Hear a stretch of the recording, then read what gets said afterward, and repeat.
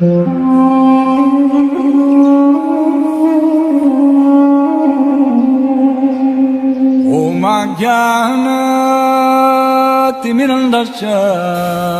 I am stressing. हरे कृष्णा। शिला प्रभुपाद की। तो हम लोग स्कंद 1 अध्याय 13 और श्लोक संख्या 56। तो नारद मुनि जी महाराज युधिष्ठिर को बता रहे हैं कि धृतराष्ट्र क्या कर रहे हैं और क्या उन्हें करना चाहिए, और केवल धृतराष्ट्र को ही नहीं, हम सब जीवात्माओं को कैसे अपनी इंद्रियों को रोकना है, वश में करना है। तो उन्होंने कहा कि इंद्रियों के सारे कार्य बाहर से रोक देने होंगे। इंद्रिया का अंतरंग जो कार्य है वो तो चलने चाहिए, वो तो भगवान के साथ जोड़ना आध्यात्मिक कार्य है, लेकिन इंद्रियों को जितने भी बाहरी कार्य हैं वो हमें स्टॉप करने होंगे।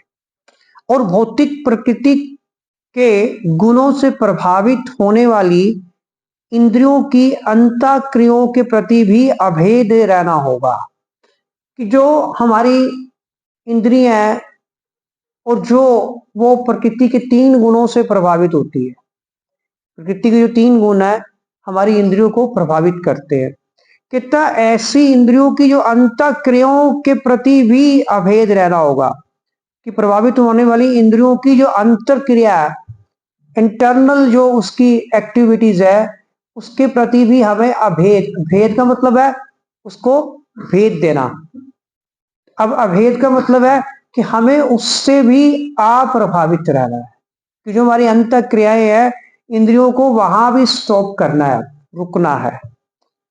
इन सारे भौतिक कार्यों का परित्याग करने पर, जब हम इन सारे भौतिक कार्यों का परित्याग कर देंगे तब हम अचल हो जाएंगे। जो अचल का मतलब है जो अब स्थिर हो गए, स्टेबल हो गए, और मार्ग के सारे अवरोधों को पार कर जाएंगे। फिर क्या होगा कि हमारे रास्ते में कौन सा रास्ता?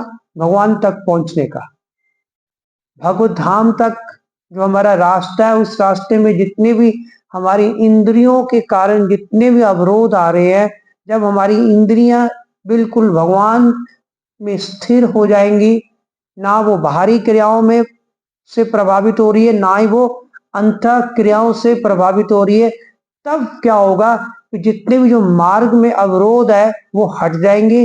फिर हम भगवान श्री कृष्ण के धाम को जा सकते हैं। तात्पर्य, धृतराष्ट्र ने योग विधि के द्वारा सब प्रकार की भौतिक प्रतिक्रिया का निषेध करने का स्तर प्राप्त कर लिया था। तो यहाँ पे ये बताया जा रहा है कि योग विधि के द्वारा महाराज धृतराष्ट्र ने जितनी भी भौतिक जो प्रतिक्रियाएं हैं उन सबको उन्होंने क्या कर दिया था? समाप्त कर दिया था। अब कोई भी भौतिक प्रतिक्रियाएं जो थी उनके मार्ग में, भक्ति में मार्ग में कह लो या भगवान तक पहुंचने के मार्ग में, अब वो कोई भी प्रतिरोध पैदा नहीं कर सकती थी। प्रकृति के भौतिक गुणों के प्रभाव का शिकार बना जीव पदार्थ को भोगने की दुर्दम्य इच्छा के वश हो जाता है। कहते हम लोग क्या होते हैं? हम प्रकृति के भौतिक गुणों से प्रभावित होते हैं, उसके वश में होते हैं, और जिसके कारण हम इस संसार के भोगों को भोगने के जो हमारी इच्छा है उसके वश में हो जाते हैं, फंस जाते हैं। किंतु योग विधि से मनुष्य ऐसे मिथ्या भोग से बच सकता है। ये जो भोग, संसारिक भोग है, संसार की जो इंजॉयमेंट है जो हमें अच्छी लगती है, कहते अगर मनुष्य चाहे तो उससे बच सकता है। प्रत्येक इंद्रियां सदा अपने भोजन की तलाश में रहती है। जैसे पंछी भोजन की तलाश में सुबह घर से अपने घोंसलों से निकल पड़ते हैं, इसी प्रकार हमारी इंद्रियां भी अपने जो उसके भोग है उसकी तलाश में इधर उधर फिर अपना एक्शन करती रहती, क्रियाएं करती रहती। और इस तरह बदजीव पर चारों ओर से हमला होता है। फिर हमें चारों तरफों, चारों दिशाओं से अटैक हमारे ऊपर होता है इंद्रियों के माध्यम से, जब इंद्रियां हमारी अपने भोग को तलाश करती है। और उसे किसी भी कार्य में स्थिर होने का फिर अवसर नहीं मिल पाता। फिर क्या होता है, कोई भी कार्य वो स्टेबिलिटी से, स्थिरता से नहीं कर पाता। नारद ने महाराज युधिष्ठिर को सलाह दी कि वे अपने ताऊ को घर वापस लाने का प्रयास करके उन्हें विचलित ना करे। युधिष्ठिर महाराज चाह रहे थे कि मैं उनको वापस ले आऊं। वो कहते बड़ी मुश्किल से तो उन्होंने अपनी इंद्रियों को वश में किया। सारा जीवन तो वो महत्वाकांक्षा, अपने बेटे की महत्वाकांक्षा में ही उन्होंने अपनी इंद्रियों को लगाया। उनकी इंद्रियों का भोग क्या था? दुर्योधन। दुर्योधन की महत्वाकांक्षा। तो कहते हैं बड़ी मुश्किल से तो उन्होंने अपनी इंद्रियों को स्थिर किया और तुम उनको फिर वापस लाके उनको विचलित करोगे। तो वे आप किसी भी वस्तु, भौतिक वस्तु के आकर्षण से परे थे, क्योंकि नारद जी समझ गए थे अपनी दिव्य दृष्टि से कि अब जो धृतराष्ट्र है वो अब इन सब भौतिक वस्तुओं के आकर्षण में आने वाले नहीं है। भौतिक प्रकृति के गुणों की कार्य करने की विभिन्न विधियां हैं, किंतु प्रकृति के भौतिक गुणों के भी ऊपर आध्यात्मिक गुण है जो परम गुण है। अब वो प्रकृति के जो 3 गुण थे, सतोगुण, रजोगुण, तमोगुण, अब वो उनसे ऊपर जा चुके हैं। कौन से गुण में? आध्यात्मिक गुण में जा सके, जिसे परम पूर्ण कहते हैं, निर्गुण भी कहते हैं उससे। और निर्गुण का अर्थ है प्रतिक्रिया वहीन। भगवान को इसीलिए कहते हैं निर्गुण।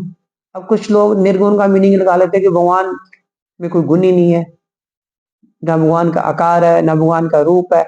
लेकिन निर्गुण का मतलब है जो प्रकृति के गुणों से परे, जिसके ऊपर प्रकृति के तीनों गुणों का प्रभाव नहीं पड़ता है, भगवान वो है। आध्यात्मिक गुण तथा इसका प्रभाव समान है, अतएव आध्यात्मिक गुण को निर्गुण कहकर उसे भौतिक गुण से भिन्न दिखाया जाता है। कहते ये जो आध्यात्मिक गुण की बात हो रही है, इसे हम शुद्ध सत्व भी कहते हैं। कहते ये प्रकृति के तीनों गुणों से ऊपर है और इसके ऊपर, और इसको प्रकृति के तीनों गुणों से अलग भी कहा गया है।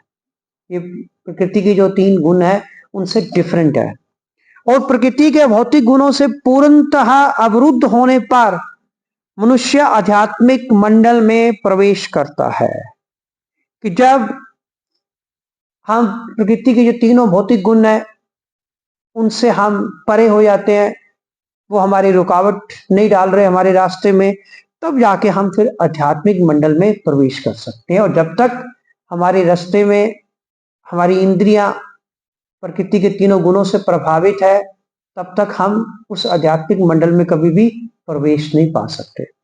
और आध्यात्मिक गुणों से प्रेरित कर्म जो है वो भक्ति कहलाता है। अब भक्ति की एक और परिभाषा प्रभुपाद जी अपने तात्पर्य में बता रहे हैं कि ऐसे कर्म जो हम आध्यात्मिक गुणों से प्रेरित होकर कर रहे हैं, शुद्ध सत्व में रहकर कर रहे हैं, वो जो कर्म है वो भक्ति कहलाता है।